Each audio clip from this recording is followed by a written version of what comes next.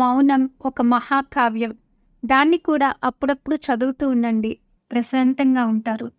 జీవితంలో ప్రశాంతంగా ఉండాలనుకుంటే మౌనాన్ని అలవాటు చేసుకోవాలి. అవసరమైనప్పుడు మాత్రమే నోరు విప్పాలి. అవసరం లేనప్పుడు మౌనాన్ని ఆశ్రయిస్తేనే మంచిది.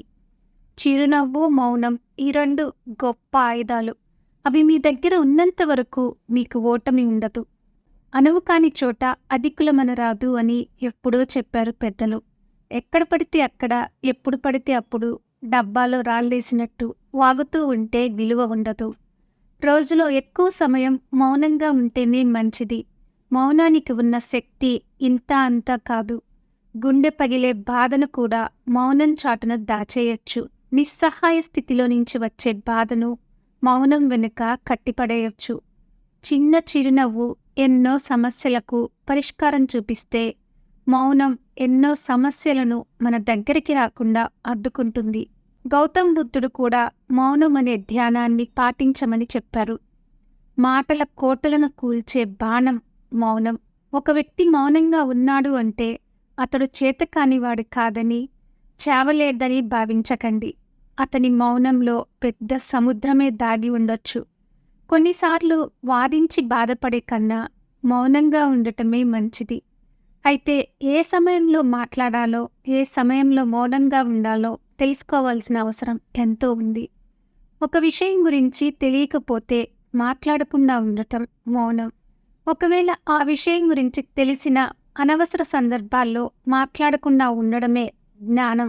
తెలిసి తెలియక అనవసరంగా వాడటం మూర్ఖత్వం. బదులు దొరకని ఎన్నో ప్రశ్నలకు సైతం మౌనం బదులివ్వగలదు. నీ జీవితం ప్రశాంతంగా ఉండాలంటే మౌనాన్ని సాధన చెయ్యండి. గొప్ప గొప్ప ఆలోచనలు మౌనంగా ఉన్నప్పుడే రూపుదాల్చుకుంటాయి. గొప్పతనం అంటే ఏదో సాధించడం, సంపాదించడం మాత్రమే కాదు. మన మాటల వల్ల లేదా మన చేతల వల్ల ఎవరిని బాధ పెట్టకుండా చూసుకోవడం కూడా గొప్పతనమే. కాబట్టి మన మాటలపై అదుపు సాధించాలంటే ముందుగా మౌనాన్ని ఆశ్రయించాలి. మౌనం గొప్పతనం ప్రాచీన కాలం నుంచి ప్రతి ఒక్కరికి తెలుసు. అందుకే మౌనవ్రతం పుట్టుకొచ్చింది.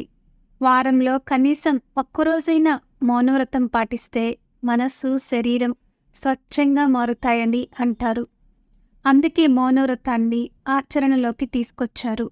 మౌనంగా ఉండేవారిలో గుండె సమస్యలు వచ్చే అవకాశం చాలా వరకు తగ్గుతుంది. వారు ఆరోగ్యపరంగానూ ఎంతో చక్కగా ఉంటారు. మెదడు కంట్రోల్లో ఉంటుంది. ఆలోచనలు కూడా అదుపు తప్పకుండా ఉంటాయి. రోజులో 2 నుంచి 3 గంటలు మౌనంగా ఉండేందుకు ప్రయత్నించండి. లేదా వారానికి ఒక రోజంతా మౌనంగా ఉండేందుకు ప్రయత్నించండి. అప్పుడే తెలుస్తుంది మౌనం ఒక పెద్ద వరమని. మౌనంగా ఉండడం వల్ల భావోద్వేగాలన్నీ అదుపులో ఉంటాయి.